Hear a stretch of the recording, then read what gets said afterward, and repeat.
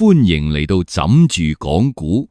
今晚我哋嚟講下晉武帝司馬炎。喺中國歷史入面，皇帝決定今晚瞓邊度，通常都係一件關乎皇室延續同江山安穩嘅嚴肅政治任務。但對司馬炎嚟講，呢個任務實在太棘手，因為佢嘅候選名單足足有1萬人。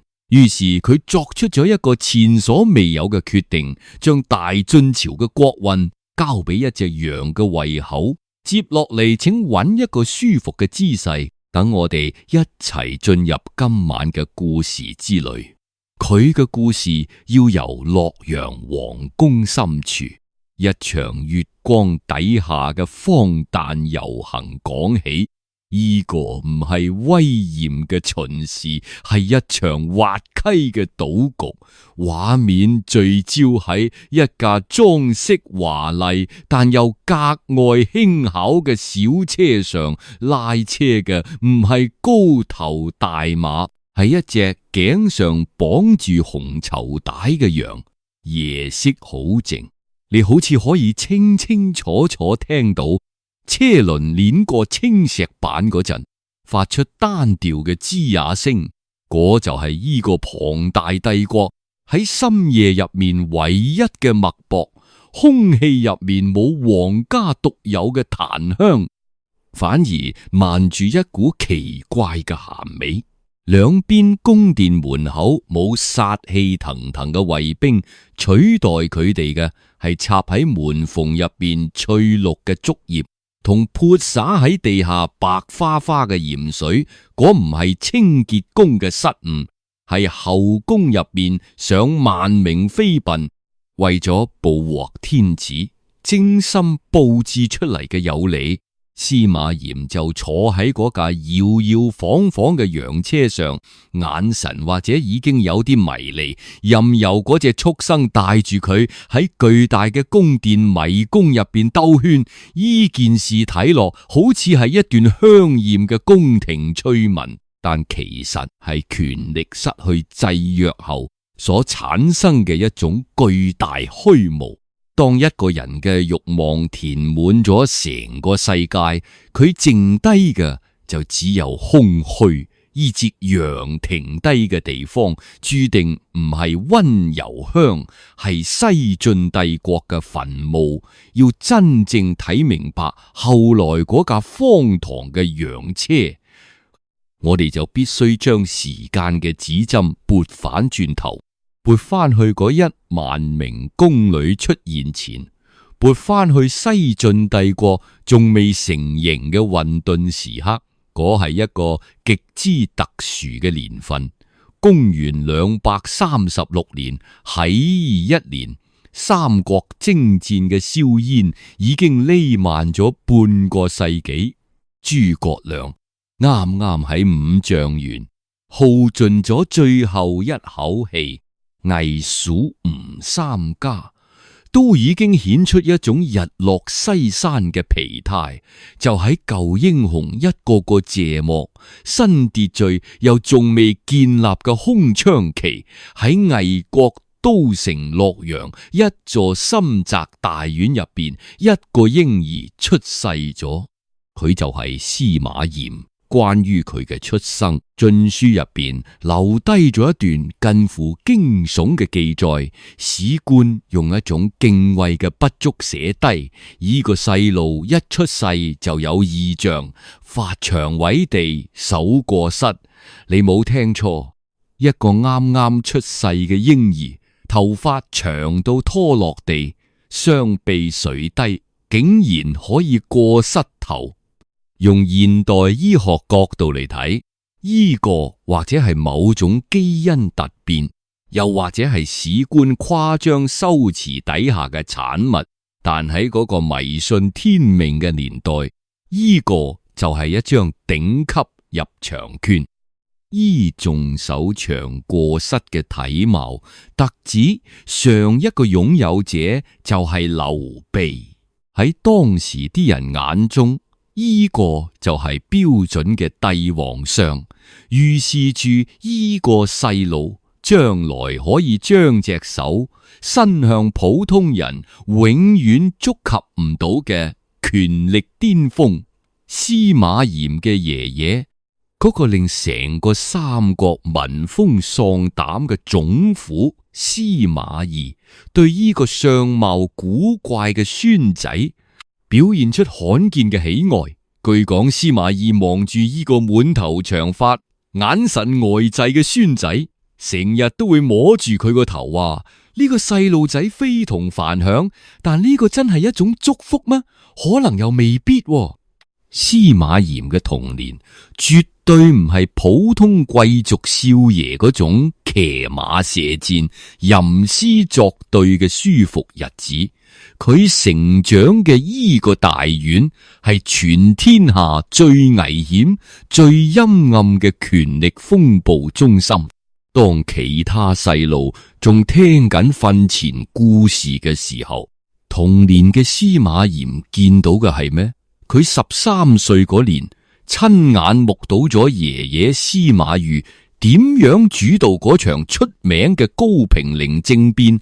佢望住嗰個平時喺屋企扮病、飲糟都會漏到成個胸口都係嘅老人啊，忽然間眼神變到好似鷹咁銳利，一聲令下就令曹魏皇室人頭落地。佢望住自己嘅大伯司馬師，嗰個眼上面生住巨大瘤子嘅男人，點樣冷酷咁廢咗皇帝，點樣講笑咁就搞掂晒一切。佢望住自己嘅父親司馬昭，點樣喺大街上公然指使手下刺死當朝天子曹武，然後仲可以面不改色咁將罪名推俾臨時公，對住天下人演一場悲痛欲絕嘅大戲。呢個就係司馬炎嘅學前教育，喺以種極度扭曲血腥仲充滿背叛嘅環境底下長大。司馬炎學識嘅第一樣，亦都係最重要嘅生存技能，唔係兵法，亦都唔係治國，係識得收埋自己。佢一定要將自己藏起嚟，喺爺爺、伯父同父親以3隻絕頂聰明嘅老狐狸面前，任何少少鋒芒不露嘅聰明都有可能被視為威脅。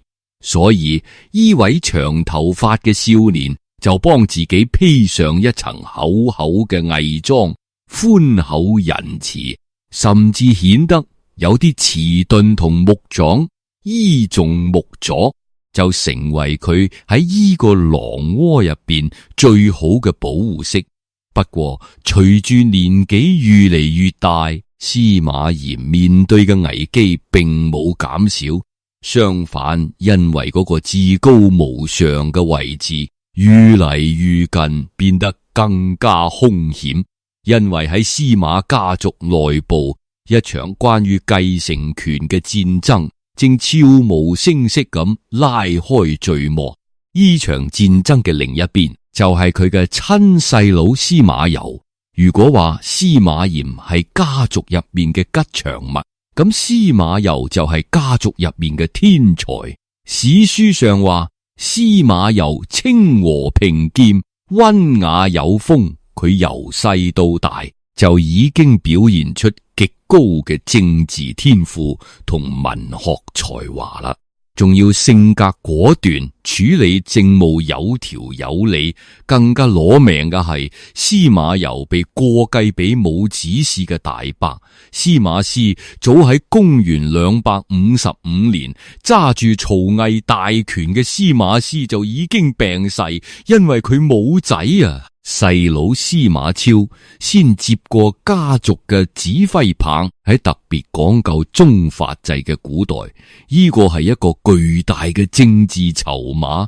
按法理嚟講，司馬家嘅天下係大伯司馬師打落嚟嘅基礎。既然司馬攸係司馬師嘅次子，咁依個位理應由佢嚟坐。佢哋嘅父親司馬昭陷入咗深深嘅糾結。作為一個極度精明嘅政治家，司馬昭其實喺內心深處係睇唔起司馬炎嘅。佢覺得呢個大仔性格太軟，優柔寡斷，唔似我哋司馬家嘅人。相反，細仔司馬攸聰明睿智，殺伐決斷，簡直就係年輕版嘅自己。司馬昭唔止一次喺公開場合感嘆：呢個天下係景王打落嚟嘅，我以後要將個位還俾佢個仔。呢句說話好似一把懸喺頭頂嘅劍，令20幾歲嘅司馬炎夜晚瞓唔住。佢好清楚喺權力遊戲入邊，被廢嘅太子通常都冇好下場。一旦細佬上位，自己呢個有帝王相嘅嗰個，好大機會死於某場莫名其妙嘅病。呢個時候，歷史呈現出佢最荒誕嘅一面。決定呢場奪的戰勝負嘅唔係雄才大略，係一次精心設計嘅演技大比拼。嗰日係一個深秋嘅清晨，司馬昭決定最後試探一下兩個仔。當時兩個人都要奉命出京辦事，而件事睇落只係一次普通差事，實際上就係一場決定命運嘅考試。細佬司馬攸深知父親中意實幹，所以臨出發前，佢連夜寫咗一份詳盡嘅施政綱領。送別嘅時候，佢條理清晰咁向父親匯報咗對軍隊管理、糧草調度嘅睇法，甚至對朝廷嘅人事安排提出咗非常獨到嘅見解。每一個字都講中晒重點，每一條建議都顯示出佢已經具備治理國家嘅能力。司馬昭聽到連連點頭，眼入邊嘅欣賞撞都藏唔住。輪到司馬炎啦，佢冇準備任何奏摺，亦都冇談論任何國家大事。喺呢個決定命運嘅關鍵時刻，呢位身形高大、留住長髮嘅男人做咗一件令所有人都跌晒眼鏡嘅事。佢撲通一聲跪喺地上，攬住父親條大左，開始嚎啕大哭。佢一邊喊，一邊斷斷續續咁講自己點樣唔捨得離開父親，點樣擔心父親痛風發作，如果父親身體唔舒服，一定要寫信話俾佢知。眼淚鼻涕流到成面都係，嗰副悲痛欲絕嘅樣，好似依一走就係生離死別。如果你係旁觀者，你可能會覺得尷尬，但係依一下偏偏就擊中咗司馬昭嘅軟肋。司馬昭依一世見過太多聰明人，喺呢個家族入邊，聰明就代表算計，代表背叛，代表隨時可能喺背後捅過嚟嘅刀。佢自己就係靠住算計殺出一條血路，所以佢潛意識入面係恐懼聰明人嘅。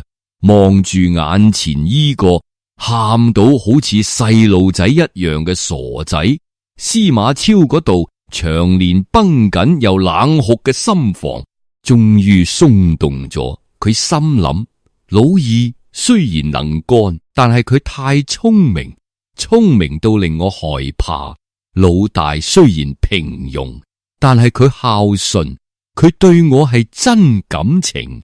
將家業交俾一個可能冇咁能幹，但絕對唔會背叛我嘅老實人，係咪更加安全？就喺司馬昭動搖嘅一瞬間，司馬炎背後嘅政治盟友發動咗致命一擊，呢個係一個由既得利益者組成嘅龐大集團，帶頭嘅就係後來惡名昭彰嘅賈充，亦即係嗰個醜皇后賈南風嘅父親。賈充依類人點解會死心塌地支持司馬炎啊？難道係因為佢哋發現咗司馬炎潛藏嘅才華？當然唔係，理由非常陰暗啊！因為司馬炎遠，佢哋睇得好準。如果精明強幹嘅司馬攸上台，一定會整頓吏治，打擊豪強。佢哋依班靠陰謀詭計上位嘅新貴，日子就唔會好過。但如果係嗰個成日笑騎騎、睇落毫無主見嘅好好先生司馬炎上台，咁大家就可以繼續貪污，繼續享受，繼續將國庫變成自己屋企個後花園。於是賈充捉住最後嘅機會，對司馬昭講咗一句殺傷力極強嘅說話：主公立長唔立幼，呢個係儒家禮法。如果你廢長立幼，恐怕會引發動亂。呢啲當然係鬼話。司馬家幾時有理過儒家禮法？當街殺皇帝嗰陣，點解又唔講禮法？但呢句說話俾咗司馬昭一個完美落台階。公元265年，猶豫咗半世人嘅司馬昭，終於下定決心冊立司馬炎做世子。嗰個才華橫溢嘅細佬司馬攸，只能黯然退場。喺不久之後嘅將來，佢會因為阿哥嘅猜忌而鬱鬱而終。呢一年，司馬炎29歲，佢贏咗。佢靠住呢把拖地嘅長頭髮，靠住嗰種喺恐怖高壓下練出嚟嘅鈍感力，靠住嗰一場喊得啱啱好嘅眼淚，以及身後嗰班貪婪官僚嘅推波助瀾，終於由嗰條布滿荊棘嘅奪的路上行咗出嚟，企到權力嘅最高點。喺父親司馬昭去世後嗰場喪禮上，司馬炎再次喊到暈死過去。有人話佢係真孝順，有人話佢仲喺度做戲。但無論如何，當佢抹乾眼淚抬起頭嗰陣，佢嘅眼神變咗，嗰種長年偽裝出嚟嘅謙卑同木嘲，正一點一點咁消退，取代佢嘅係一種長期被壓抑之後即將爆發嘅渴望。佢望向唔遠處嘅魏國皇宮，嗰度坐住名義上嘅皇帝曹奐。既然我已經捱過咗最艱難嘅冬天，司馬炎或者喺心入邊同自己講，咁春天係咪都應該嚟啦？佢唔單止要繼承父親嘅皇位，佢仲要做爺爺同父親想做但一直唔敢做嘅事。佢要終結呢個叫曹魏嘅空殼，建立一個屬於自己嘅帝國。公元265年嘅冬天，洛陽城落咗一場罕見大雪。呢場雪遮掩住過去半個世紀入面所有血腥同污糟，將成座皇宮裝點到銀裝素裹，好似一個新世界誕生嘅隱喻。對29歲嘅司馬炎嚟講啦，亦都係佢人生入邊最關鍵嘅一場演出。佢喺呢一年正式逼魏元帝曹奐禪讓，但佢做得非常漂亮，同父親司馬昭當街騙軍嘅粗暴完全唔同，同爺爺司馬懿搞政變嗰陣嘅陰狠亦都完全唔同。司馬炎將呢場權力交接辦成一場溫情脈脈嘅家庭聚會。佢喺洛陽城築起一座高高嘅壽禪台。當佢住嗰身像指新朝氣象嘅赤色龍袍，慢慢行上台階嗰陣，佢面上嘅表情肅穆又謙卑。佢甚至喺接過玉璽嗰陣，對住嗰位被廢黜嘅曹媛流低眼淚。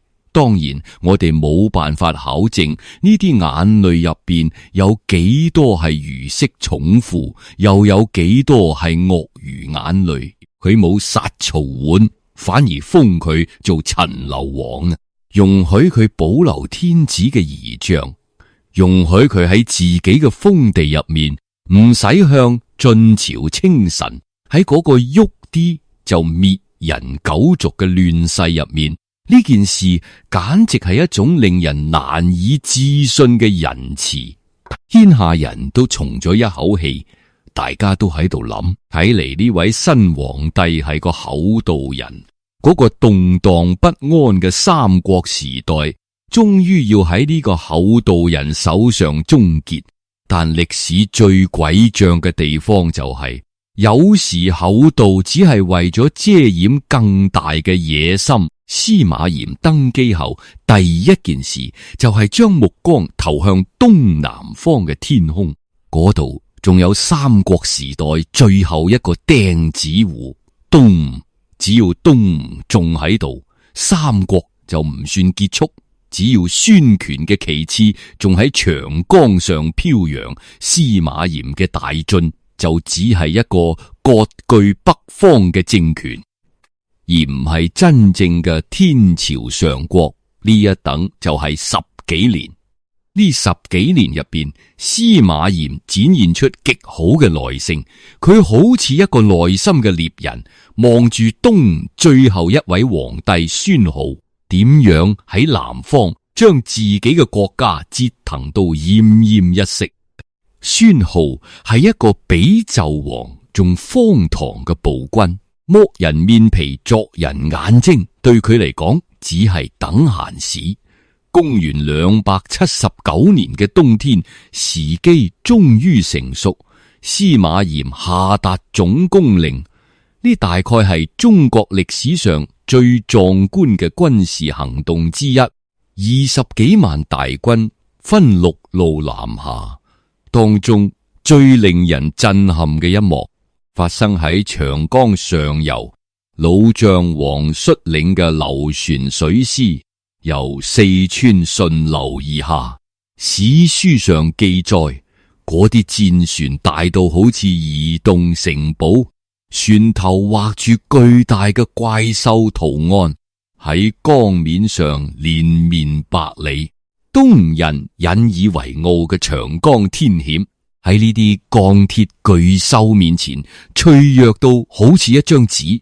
佢哋試圖喺江底拉起巨大嘅鐵鎖鏈，阻擋晉軍前進。但喺黃太早就準備好嘅巨大火炬同木筏面前，呢啲鐵鎖鏈被燒斷、被衝垮，發出嚟嘅斷裂聲，好似東帝國嘅哀鳴。公元280年嘅春天，當黃太嘅戰船停靠喺建業城下嗰陣，三國時代嘅大幕終於被徹底拉上。嗰個曾經不可一世嘅東吳皇帝孫皓將自己綁起嚟，帶住棺材跪喺營門外投降。消息傳返洛陽，司馬炎正喺度捉棋。聽到前線捷報嗰一刻，佢並冇狂喜到掀翻棋盤，而係輕輕落低一隻棋子，仿佛只係完成咗一道一早已經解開嘅數學題。隨後，一場極有戲劇性嘅會面喺洛陽舉行。勝利者司馬炎高高坐喺龍椅上，亡國奴孫皓跪喺大殿下面。照常理嚟講，呢應該係一場痛哭流涕嘅懺悔大會，但係呢兩個男人竟然喺大殿上講起黑色幽默。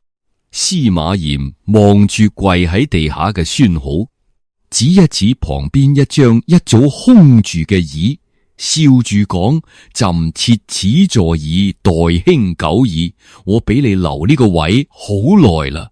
呢句說話聽落嘅係寬容，亦係調侃。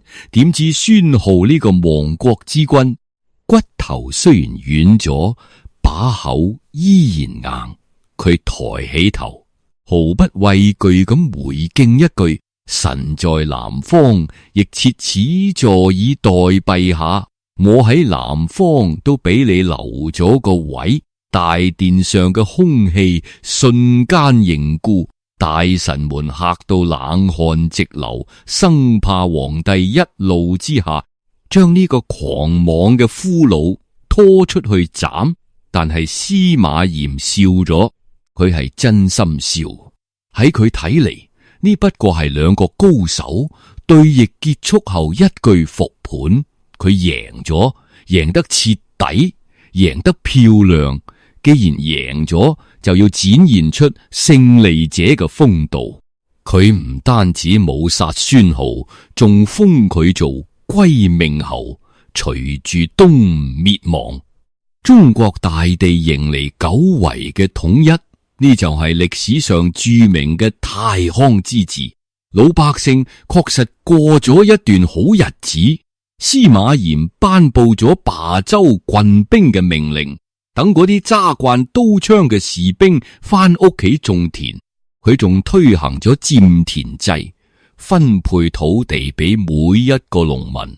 一時間，嗰片被戰火燒焦咗80年嘅中華大地重新長出莊稼，牛馬喺野外成群結隊，糧倉入邊嘅米堆到上屋頂。為咗維持呢種盛世氣氛，司馬炎甚至開始咗一場精心設計嘅行為藝術。有一次，太醫獻俾佢一件用野雞頭上羽毛織成嘅裘皮大衣，華麗無比，光彩奪目。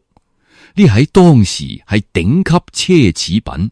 司馬炎望咗一眼，突然面色一沉。佢命人將呢件大衣攞到殿前廣場，當住文武百官面前一把火燒咗。火光映照喺佢嗰張嚴肅嘅面上，佢對大臣講：呢種奇裝異服係令人玩物喪志嘅根源。以後邊個再敢進獻呢種嘢，呢個就係下場啦！把火燒到大臣們熱淚盈眶，大家都覺得自己壯正堯舜在世嘅聖君。但係真係司馬炎嘅本性咩？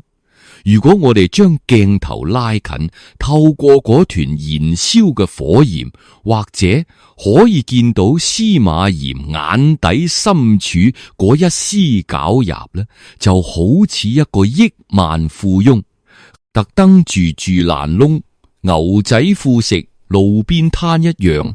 呢係一種表演，佢喺向天下人展示，睇下我唔愛財，我唔好美色，我係一個克己復禮嘅聖人。但佢呃得到別人，呃唔到自己嘅慾望。當東吳滅亡嘅硝煙散去，當巨大嘅勝利感好似潮水一樣退去，一種前所未有嘅空虛感襲擊咗呢位40幾歲嘅中年皇帝。對司馬炎嚟講，奮鬥目標突然消失咗。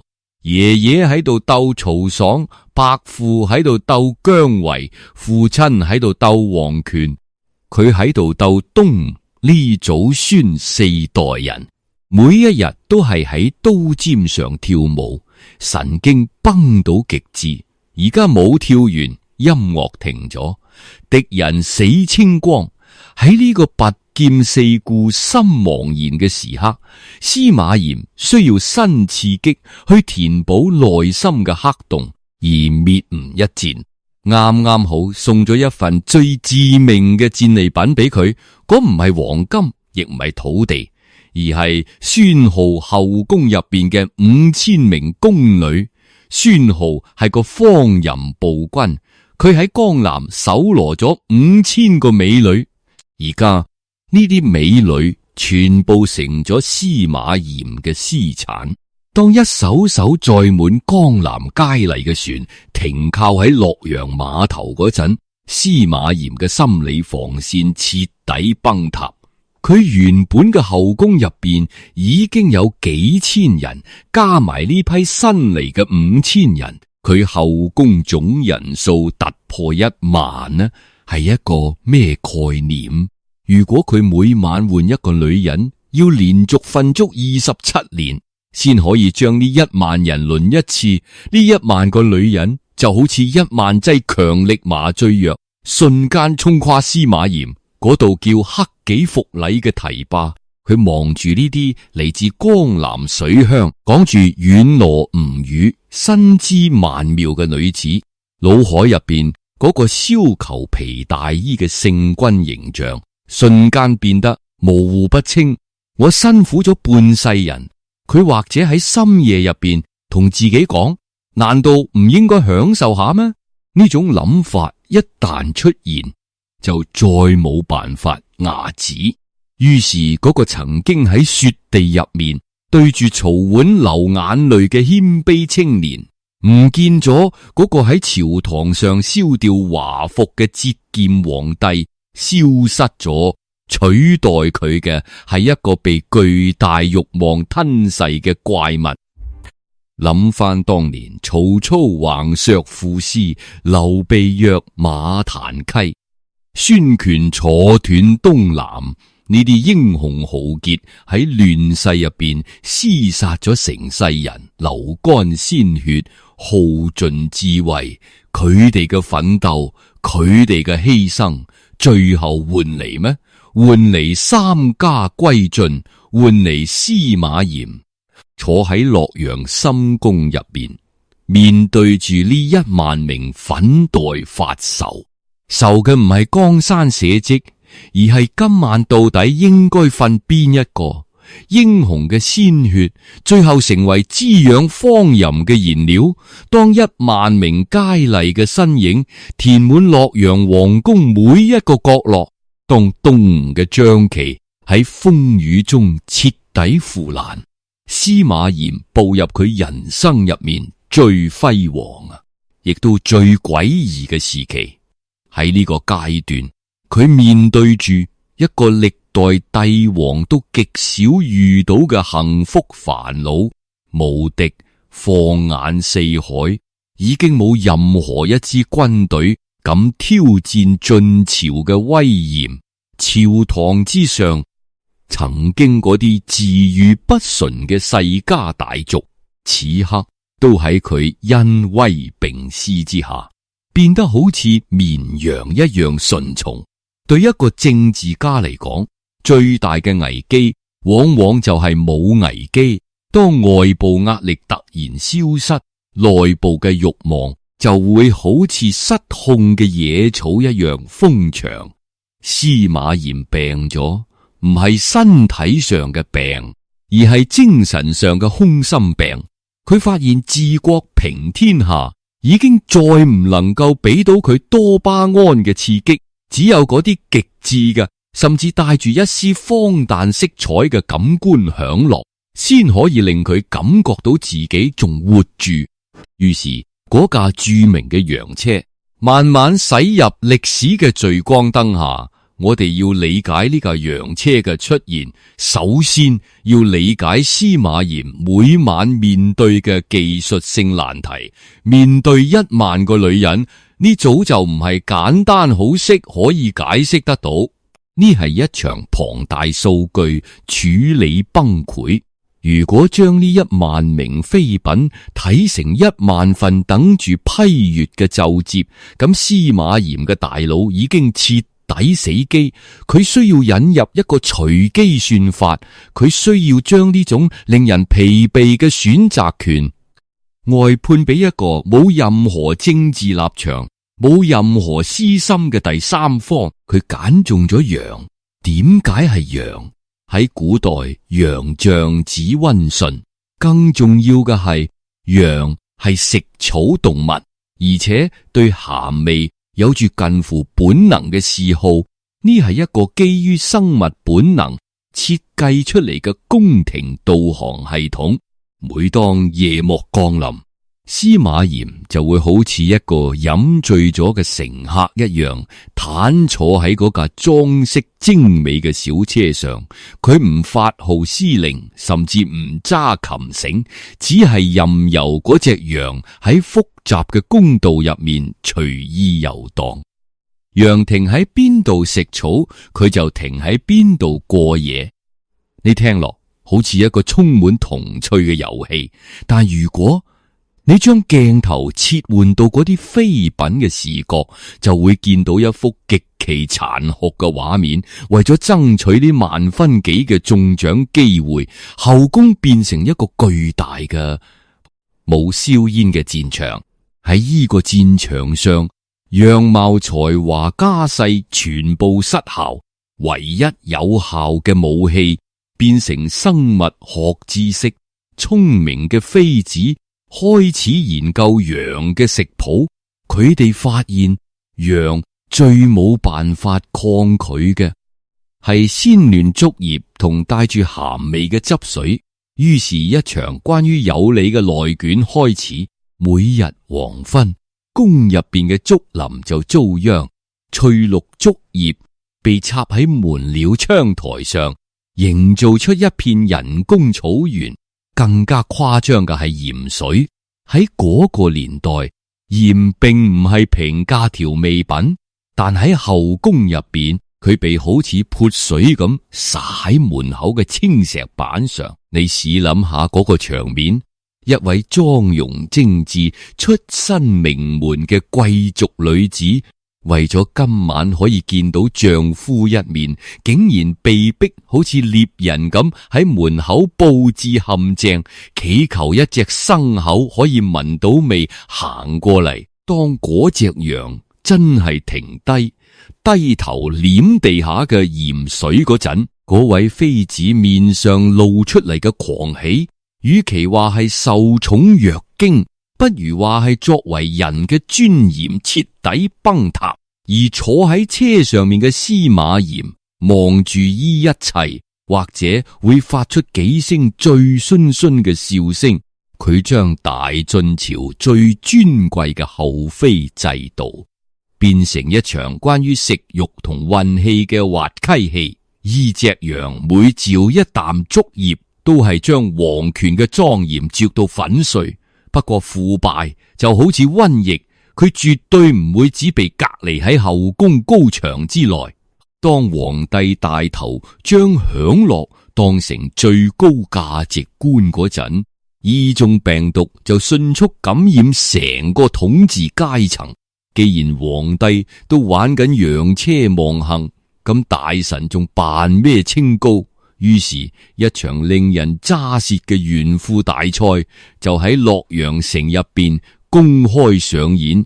呢場比賽嘅兩個主角，一個係皇帝嘅舅父黃海，一個係富可敵國嘅權臣石崇。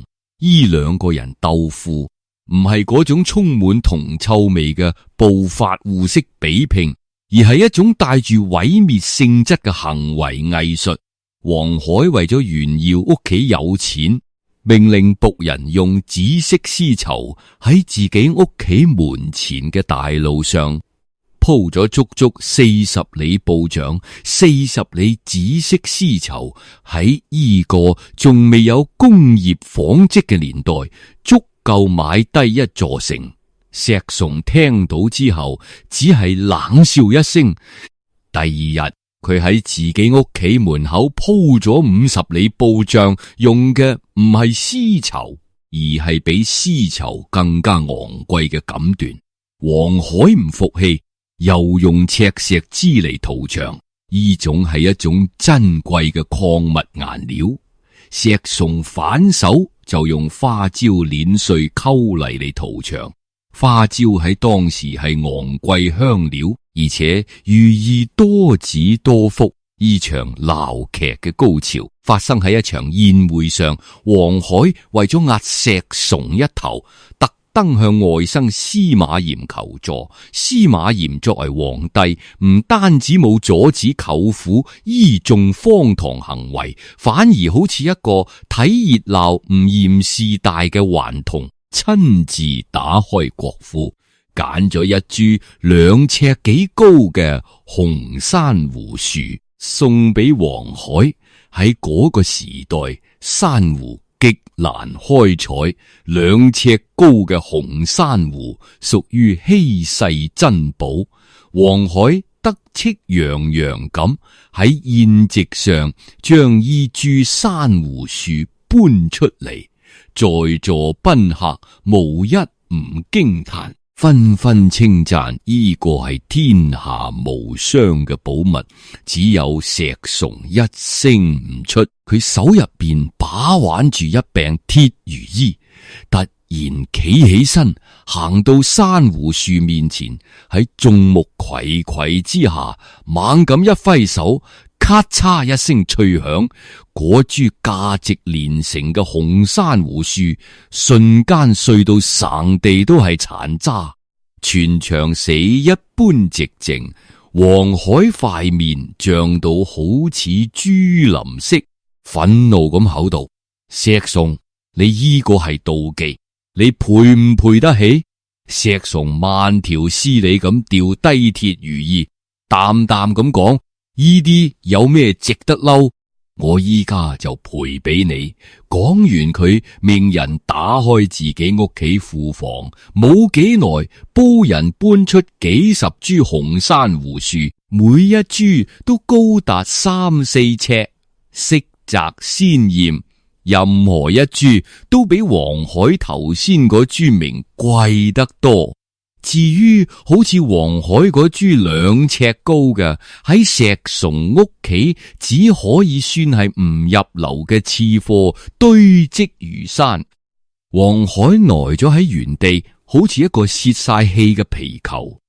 呢個故事流傳千古，人哋通常只係睇到石崇嘅豪橫，但如果你仔細諗深一層，就會發現一個諗落好恐怖嘅細節。司馬炎喺呢個故事入邊嘅角色，佢係皇帝，係國家最高統治者。當佢舅父同大臣進行呢種毫無意義嘅財富毀滅競賽嗰陣，佢做緊咩？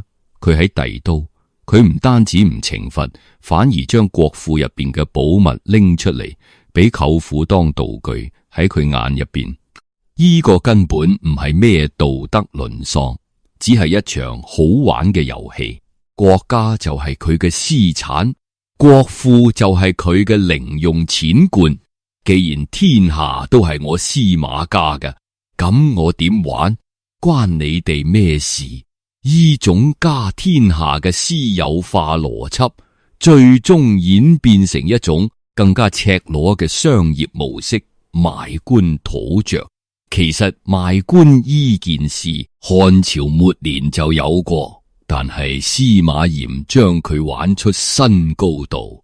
佢唔單止賣，而且賣到理直氣壯，賣出優越感。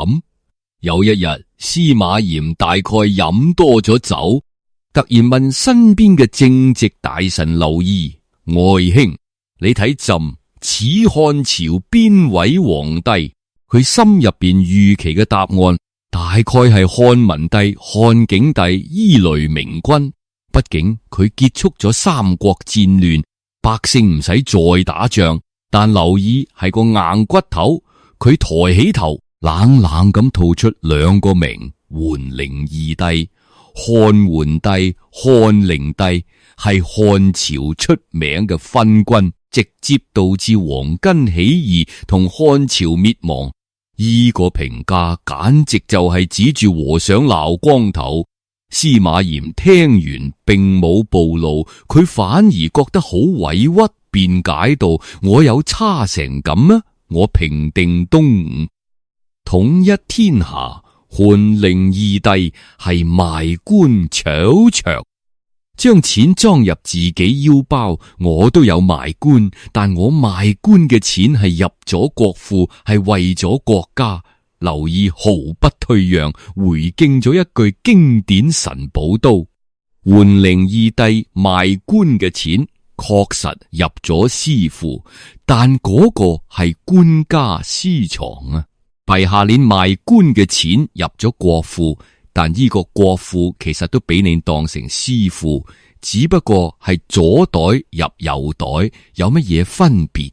況且桓靈二帝雖然昏庸，但都知道要面，通常係私底下偷偷賣。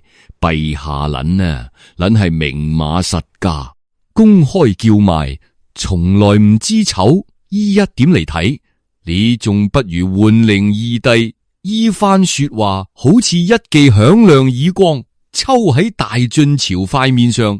按道理聽到依種說話，皇帝一係羞愧難當，一係惱羞成怒殺人。但司馬炎嘅反應展現咗佢性格入邊最可怕嘅一面——幽默感。佢聽完之後竟然哈哈大笑。佢指住劉義對身邊人講：你睇，呢個就證明我比桓靈二帝強。因為佢哋嗰個時代聽唔到呢種真話，但我呢個時代竟然有劉義呢種敢講真話嘅大臣，呢個唔正正係我姓名咩？佢唔殺劉義係因為佢根本唔在乎劉義講咩？喺佢睇嚟，道德廉恥、聖人教誨，全部都只係一種表演用嘅話術。既然被人拆穿，咁咪笑一笑算。反正權力喺我手入邊，軍隊喺我手入邊，錢喺我手入邊，你可以攞我點？呢種嬉皮笑臉嘅統治風格，比暴政更加有腐蝕性。暴政會激起反抗，而呢種帶住微笑嘅腐爛，會消解所有反抗意志。成個西晉社會迅速陷入一種集體性墮落，嗰個係一個奇怪嘅時代。表面上歌舞升平，洛陽城嘅酒肆入邊夜夜笙歌，名士喺竹林入邊談圓論道，服用住令人飄飄欲仙嘅五石散，着住寬大嘅衫，追求精神自由，但剝開衣層華麗畫皮，入面係一具早就生晒鬚嘅軀體。官員唔再討論點樣治理水患，而係討論邊個屋企嘅蒸豬肉味道更加鮮美。將軍唔再操練兵馬，而係比較邊個屋企嘅歌技腰肢更遠。文人唔再書寫家國情懷，而係辯論無君無父嘅哲學命題。司馬炎坐喺皇宮高台上，俯望住依座繁華到極致嘅洛陽城，佢或者都會感到一絲隱隱不安啊！佢就好似一個坐喺一堆乾柴上面嘅頑童，手入面攞住打火機，但因為火焰仲未燒到屁股，所以依然笑得天真爛漫。公元280年代末嘅洛陽皇宮，空氣入面總係彌漫住一種令人不安嘅靜力。嗰位曾經終結三國亂世嘅英雄，此刻已經變成一個臃腫疲憊嘅老人，過度縱欲，好似白蟻咁掏空佢嘅身體。但比身體衰老更加令佢恐懼嘅，係嗰個所有開國皇帝都冇辦法逃避嘅終極噩夢——接班人問題。呢個唔單止係家事，更加係國運嘅賭博。而司馬炎呢位一世都喺度算計人嘅政治高手，喺佢人生最後一場豪賭入邊，將籌碼壓喺一個最唔可能，亦都最唔應該被選中嘅人身上。佢嘅太子司馬衷。關於司馬衷，歷史留低一個出名標籤：何不食肉糜。嗰個喺饑荒年代問百姓點解唔食肉粥嘅傻皇帝，成為千古笑柄。但我哋唔可以簡單咁笑司馬炎眼盲啦。司馬炎猛，佢比邊個都清楚自己個仔智力有問題。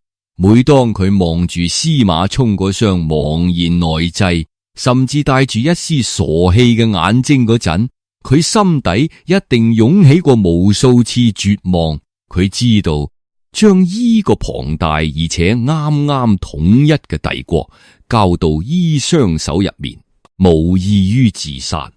咁點解佢最後仲係硬住頭皮揀咗個傻仔？司馬炎雖然對個仔絕望，但佢對孫仔司馬懿卻有住近乎痴迷嘅喜愛。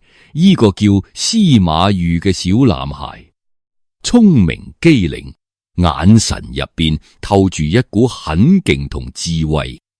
有一次皇宮失火，司馬炎企喺城樓上觀看，年幼嘅司馬懿扯住爺爺衫角，嚴肅咁講：爺爺，嗰度係火場，亦都係光線最光嘅地方。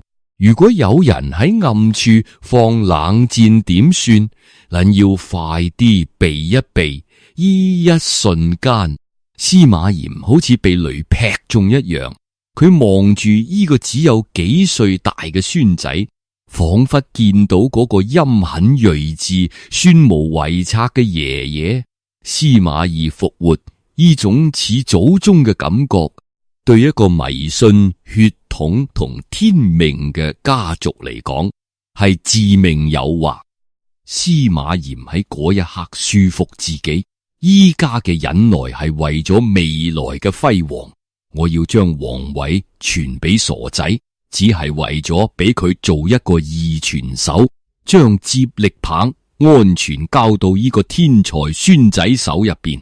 呢個係一種典型賭徒心理，為咗最後嗰鋪大嘅，不惜喺中間依一鋪無巨大風險，但佢低估咗呢個風險嘅破壞力，為咗令大臣相信嗰個傻太子其實唔傻。司馬炎導演咗一場堪稱大晉朝最荒誕嘅考試。嗰個係一個悶熱嘅夏日午後，司馬炎特登揀咗幾道關於治國理政嘅難題，命人送去太子嘅東宮。佢落咗死命令，太子必須即場作答，唔准喺呢個過程入邊揾老師幫手。呢場本來應該係一場決定帝國命運嘅智商測試，結果卻變成一場拙劣嘅作弊 show。東宮亂到一鑊粥，太子嘅老婆嗰個又黑又矮、性格暴躁嘅太子妃賈南風急到好似熱鍋上嘅螞蟻。佢好清楚，一旦丈夫答唔出秘費，佢依個太子妃都做到盡頭。如果係平時，揾幾個大學士代筆，寫一篇引經據典嘅策論並唔難，但今次唔得。俾太子送題嘅太監悄悄提醒皇上盯住，如果寫得太深奧，文采太好，皇上一眼就睇得出唔係太子寫。呢個先係最難嘅地方，要模仿一個智力障礙者嘅口吻去回答治國難題啊，仲要答得有道理。呢個簡直係最高級嘅命題作文。就喺呢個千鈞一髮之際，一個叫張宏嘅小吏企咗出嚟，佢提筆寫咗一份答案。呢份答案冇華麗詞組，只有大白話，甚至帶啲粗俗，但邏輯係通噶，事情係講得明白噶。賈南風逼住個傻太子，將依份答案工工整整咁抄咗一遍，然後誠惶誠恐咁送到司馬炎案頭。司馬炎攤開嗰張薄薄嘅宣紙，嗰一刻御書房靜得可怕。佢真係睇唔出咩？佢係開國皇帝，係玩弄權術嘅高手，佢點可能睇唔出當中嘅蹊蹺？但佢選擇相信。當佢見到嗰行文字雖然字亂，但係居然講得有內容嗰陣，佢嗰張繃緊嘅面上露出咗鬆一口氣嘅微笑。佢甚至攞住依份卷向大臣炫耀：你哋睇邊個話太子傻啊？佢只係反應慢少少，心入邊係有數嘅。依係一種幾咁可悲嘅自我催眠。一個父親為咗維護嗰個關於天才孫仔嘅幻夢，硬生生還埋自己理智嘅開關。佢唔單止呃咗大臣，亦都呃埋自己。佢以為自己遮掩咗真相，其實佢係親手幫帝國嘅棺材板釘上第一口釘，而第二口釘係佢對嗰個女人嘅縱容。嗰個女人就係賈南風。如果話司馬衷係無能嘅黑洞，咁賈南風就係邪惡嘅火焰。呢個女人喺歷史上以醜陋同兇殘出名，佢嘅兇殘唔係宮鬥劇入邊嗰種落毒造謠嘅小把戲，而係赤裸裸嘅暴力。有一次，因為妒忌太子寵幸嘅一個宮女懷孕，賈南風居然當眾攞起防身用嘅戟，狠狠掟向嗰個孕婦嘅腹部，戟刃劃過，一屍兩命。依幕血淋淋嘅場面傳到司馬炎耳入邊，以為一向以寬仁自居嘅皇帝終於暴露，佢無法容忍以眾滅絕人性嘅暴行發生喺皇家之中，佢即刻叫人議旨，要廢掉賈南風，將佢打入冷宮。依本來係司馬炎一生入面為數唔多可以改變歷史走向嘅正確決定。如果賈南風喺依一日被廢，後來嘅八王之亂也許就唔會發生，西晉嘅國造也許可以再延續50年。但喺命運嘅轉折點上，司馬炎嗰個致命弱點耳仔丸再一次發作，權臣楊駿急急腳跑入宮求情。楊駿嘅理由好可笑，亦都好現實。陛下賈南風雖然有錯，但佢係功臣賈充個女。當年如果冇賈充幫你奪的，邊有你嘅今日？你唔可以令老臣寒心。依就係司馬炎嘅邏輯死結，佢一生都係靠住依種豪門世家嘅利益交換，一步步行上嚟。到咗晚年，佢依然無法擺脫依張人情網嘅束縛。佢望住楊駿嗰張懇切嘅面，諗起當年賈充對自己嘅支持，心入邊嘅怒火慢慢熄滅。算啦，佢嘆咗一口氣，將嗰道廢黜太子妃嘅詔書掉入火盆，隨住火苗吞噬嗰張黃綢。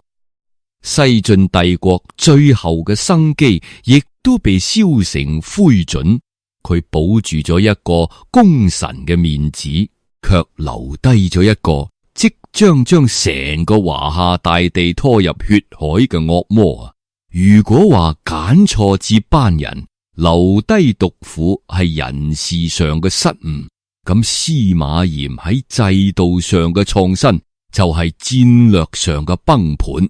晚年嘅司馬炎成日喺深夜入邊思考一個問題：強大嘅曹魏帝國點解會被我哋司馬家咁輕易煽毀？佢總結出嚟嘅教訓係曹魏太刻薄，對皇室宗親防範得太嚴，曹家嘅王爺全部被圈養喺封地入邊，冇兵冇權，好似囚犯一樣。所以當司馬懿喺京城發動政變嗰陣，曹家啲親戚只能眼白白望住，一啲忙都幫唔上，我唔可以重蹈覆轍。司馬炎同自己講，我要令司馬家啲人手入邊都有刀。於是佢搞咗一場轟轟烈烈嘅大分封，佢將自己嗰20幾個叔叔伯伯、兄弟仔仔全部封做王，唔單止俾名號，仲俾土地、俾治權，最關鍵係俾兵權。佢幻想住依班手握重兵嘅王爺會好似眾星拱月一樣拱衛喺中央周圍。一旦朝廷有難，京城有奸臣作亂，依班親戚就會率領大軍勤王，保衛司馬家嘅江山。依聽落係一個完美嘅防禦體系，但係佢忘記咗一個最基本嘅人性邏輯。當親戚手入面把刀太鋒利嗰陣，佢哋想斬嘅往往唔係外人，而係坐喺龍椅上嗰個親戚。佢試圖用親情嚟綁住權力，卻唔知道權力係親情最強嘅腐蝕劑。公元290年嘅春天，司馬炎病倒，躺喺含章殿嘅病榻上。依位享樂一生嘅皇帝，或者依然覺得自己係成功嘅。佢透過窗戶望住洛陽城依舊繁華嘅景象，聽住遠處宮裏排練歌舞嘅絲竹聲，佢覺得自己已經安排好一切。嗰個傻仔雖然蠢少少，但有輔政大臣幫手，應該冇問題。嗰個厲害嘅新抱雖然惡少少，但睇喺家族利益份上，應該會收斂。嗰一圈手握重兵嘅王爺，全部都係自家骨肉，肯定會成為帝國嘅鋼鐵長城。而嗰個聰明絕頂嘅孫仔，正喺度慢慢長大，隨時準備接過爺爺嘅接力棒。我已經盡咗力。司馬炎喺彌留之際，可能喺心入邊咁安慰自己，佢覺得自己嘅對得住祖宗，亦都對得住後代。公元290年4月，洛陽城嘅牡丹花開得正艷，但含章殿入邊嘅空氣卻凝固。55歲嘅晉武帝司馬炎喺呢個春天停止咗呼吸。佢嘅葬禮極盡哀榮，陪葬品堆積如山，仿佛要令依位開國皇帝喺另一個世界，亦都可以維持佢嗰種無與倫比嘅奢華生活。然而，當沉重嘅木門慢慢合上嗰一刻，真正被埋葬嘅唔單止係一個人嘅軀體，仲有一個啱啱誕生唔夠25年嘅龐大帝國嘅靈魂。而喺皇宮某個被遺忘嘅角落，嗰架曾經承載住大晉朝最高權力嘅洋車，正靜靜停喺庫房入面積塵。佢嘅車軸因為長年磨損，顯得有啲鬆動。車舷上仲殘留住淡淡嘅竹葉清香同乾咗嘅鹽漬。看管庫房嘅老太監或者會對住佢發呆，諗翻起嗰啲月光底下嘅荒誕夜晚。但係依架車再都唔會喐。嗰個將佢當成命運羅盤嘅男人走咗，而依隻羅盤留低嘅指針指向嘅係懸崖。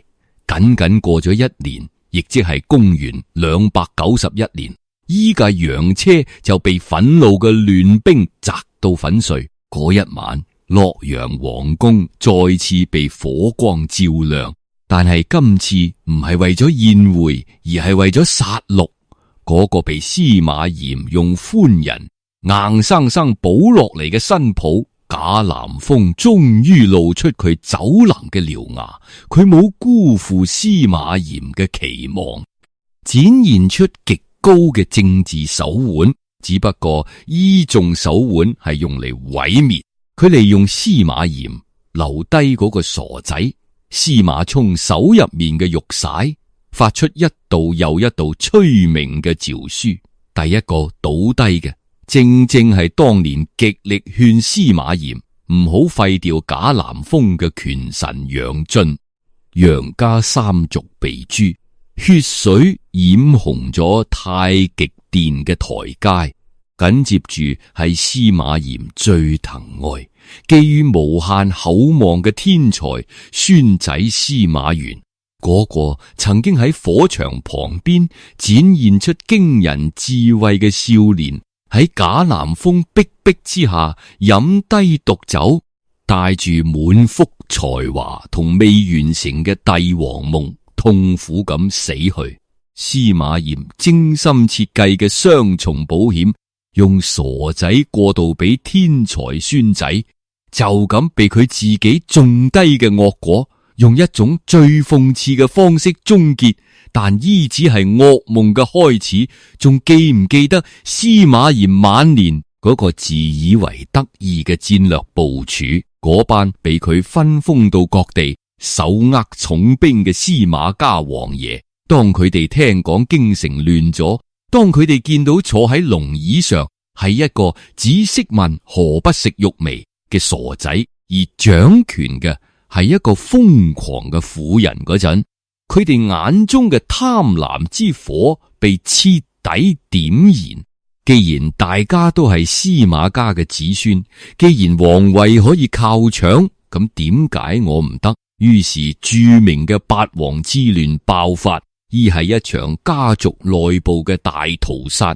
趙王、齊王、成都王、河間王，依班曾經喺司馬炎宴席上推杯換盞嘅親戚，而家變成嗜血嘅野獸。佢哋再唔係拱衛京師嘅屏障，而係撕裂帝國嘅利刃。洛陽變成絞肉機，長安變成亂葬崗。依大概係歷史上最荒誕嘅內戰。戰場上嘅士兵着住同一款制服，打住同一面旗號，為咗同一個家族嘅私利互相慳殺。司馬炎留低嗰個富庶嘅太康盛世，就好似一件精緻嘅蛋糕，被依班瘋狂嘅繼承者一刀一刀剁到稀巴爛。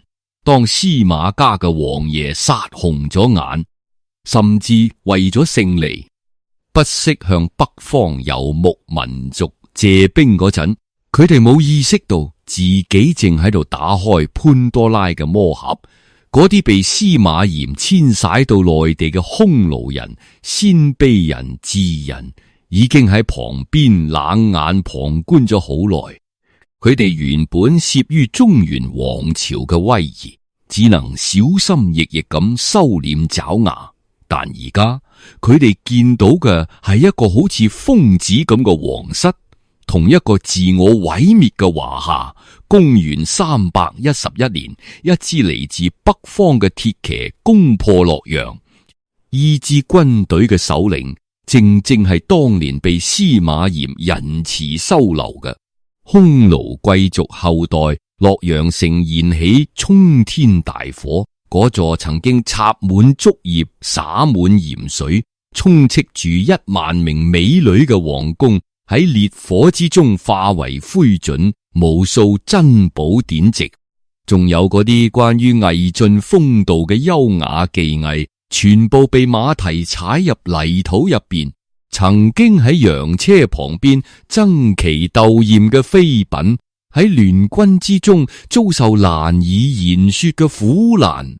曾經喺竹林入邊高談闊論嘅名士，喺屠刀之下變成無聲嘅屍體，依舊係歷史上著名嘅永嘉之亂，亦都係長達135年嘅五胡亂華。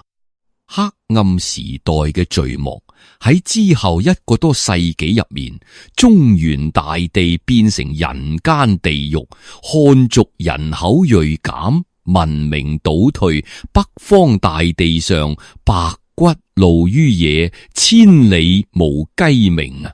當我哋企喺歷史盡頭回望，會發現一切嘅源頭竟然都指向嗰個睇落並唔殘暴，甚至有啲老好人嘅司馬炎，佢唔係自就嗰種暴君，佢冇做酒池肉林，亦都冇發明炮烙之刑，相反佢寬恕咗敵人，厚待咗功臣，優待咗親戚，甚至對老百姓都算過得去。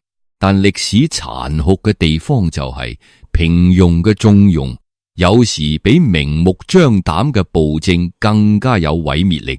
司馬炎嘅罪在於透支，佢用一種暴發戶式嘅揮霍透支咗三國英雄積攢落嚟嘅元氣，佢用一種毫無原則嘅寬重透支咗官僚集團嘅道德底線，佢用一種賭徒式嘅人事安排透支咗未來300年嘅和平運數，佢以為自己終結咗亂世，其實佢只係撳低另一個更加可怕亂世嘅暫停制。當暫停制鬆開，積蓄已久嘅毀滅力量就以10倍、100倍嘅烈度爆發出嚟。嗰個曾經坐喺羊車上醉眼朦朧咁望住月亮嘅男人，如果泉下有知，見到伊莫生靈塗炭，唔知會作何感想？佢會唔會後悔嗰晚冇勒住杆繩？會唔會後悔冇喺嗰度廢黜太子妃嘅詔書上蓋低玉璽？但歷史冇如果，只有結果。夜深咗，洛陽城嘅廢墟早已被時光嘅塵埃掩埋，嗰啲荒唐嘅笑聲同淒厲嘅號聲，亦都消散喺風入邊，喺一個喧囂嘅深夜。或者我哋應該慶幸歷史嘅風暴早已遠去，留俾我哋嘅只係書頁之間幾行冰冷嘅墨迹，同嗰個荒唐又遙遠嘅背影。此刻，請放低你心中嗰啲關於選擇嘅焦慮，亦都放低對未來嘅不安。我哋唔需要好似司馬炎咁，試圖用欲望填滿空虛，亦都唔需要用算計去對抗宿命。你只需要知道，無論歷史點樣驚濤駭浪，今晚嘅你係安全嘅。喺呢個屬於你嘅小世界入邊，冇紛爭，冇權謀，只有窗外溫柔嘅月光，同此刻屬於你嘅平靜呼吸。關掉世界嘅喧囂，喺精彩嘅故事入面安然入睡。以上就係本期全部內容。對於今日嘅內容，你有咩睇法？歡迎喺留言區討論。依度係枕住講古，我哋下期再見。